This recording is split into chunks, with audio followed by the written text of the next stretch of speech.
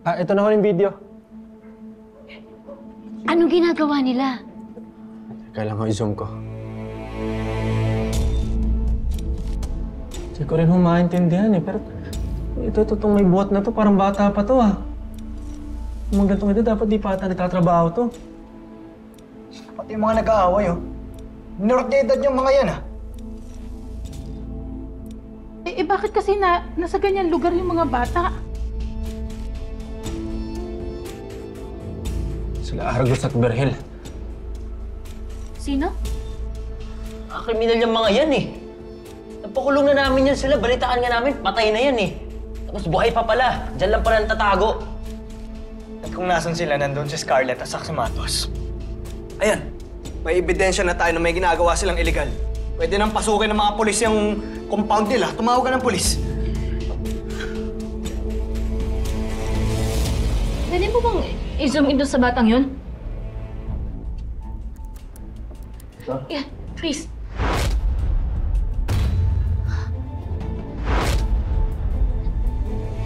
Si Jello, yan yung kapatid ko!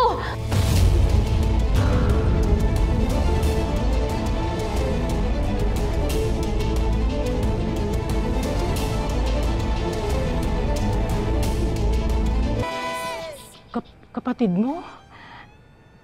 Akala namin wala kang kapatid. Ang sabi mo sa amin, lumaki ka sa ampunan. Pasensya na po kayo, Sister Veronica at Sister Gloria.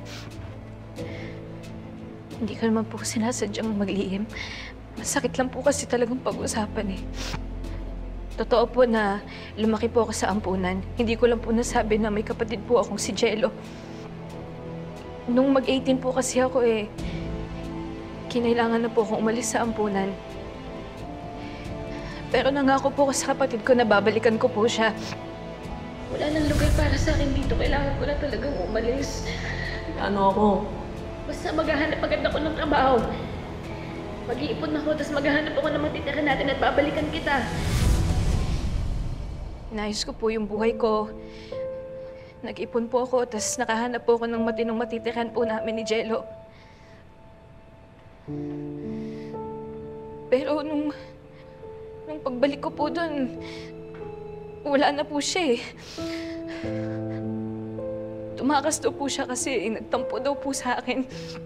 Simula po noon, wala na po may alam kung nasaan po siya. Kaya hinanap ko na po si Jello kung saan-saan. May nakapagsabi po sa akin na nakita daw po nila si Jello sa lugar na to. Kaya po ako napadpad po sa inyo, tsaka nagtrabaho. Tapos sa kakalako po natin ng mga jam, naikot ko na po yung buong bayan. Yung compound na lang po na yan, yung hindi ko pa napapasukan. Kaya pala, panay ang dako mo doon kahit tanggi sila ng tanggi.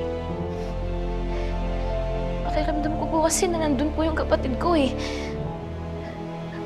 Tama nga po, hinala ko nandun si Jello. Pero ba't siya nandyan? Mabait na bata yan si...